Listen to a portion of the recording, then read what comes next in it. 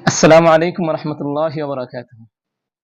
বাংলাদেশের দালাল হলোর এখন কিতো অবস্থা ইনতেন এখন খই যাইতা খই গিয়া ফারি জমাইতা খার গরু যাইতা খারে গিয়া চাচি আম্মা ডাক্তার খারে গিয়া খালাম্মা ডাক্তার খারে গিয়া হইতা ও আম্মা খারে গিয়া হইতা ও আফা খারে গিয়া হইতা ও বাগনা খারে গিয়া হইতা ও বোন খারে গিয়া হইতা ও বাতিজা ও মামা ও মামি ও নানা নানি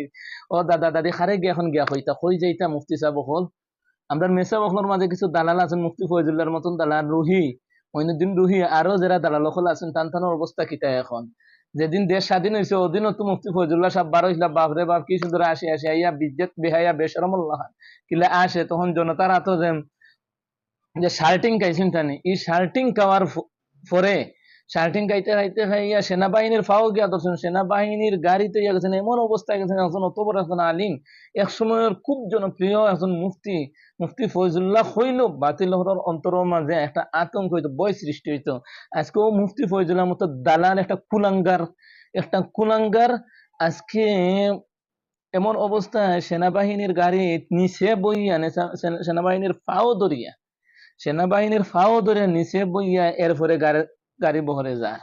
তার কোনো নিরাপত্তা নাই কারণ ইজ্জতর মালিক আল্লাহ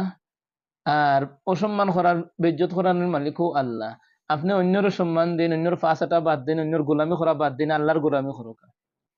কি পরিমাণ দালালি করতে করতে টেকার পাহাড় বানাই দিচ্ছে তারা টেকার লাগে কোনো অসুবিধা নাই আস্তে লাইফ লাইফ যাইব এখন আপনারা তোকে বার হোক আর দালাল আনাস মাদানি রে এই দালাল গুলো এখন কই ফরিদুদ্দিন মাসুদ এই দালাল কই এখন এগুলার এখন টুকাই টুকাই বার করিয়া যেটা আমরা মুফতি সাহেব এখন শার্টিং খাইছেন মুফতি ফয়জুল্লাহ মিয়ায় এখন এরারও বার করি নিনি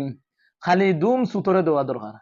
দালালি করতে করতে বাংলাদেশের আলিম উলামার মান সম্মান ইজ্জত সবটা নষ্ট এই ধরনের কুলাঙ্গার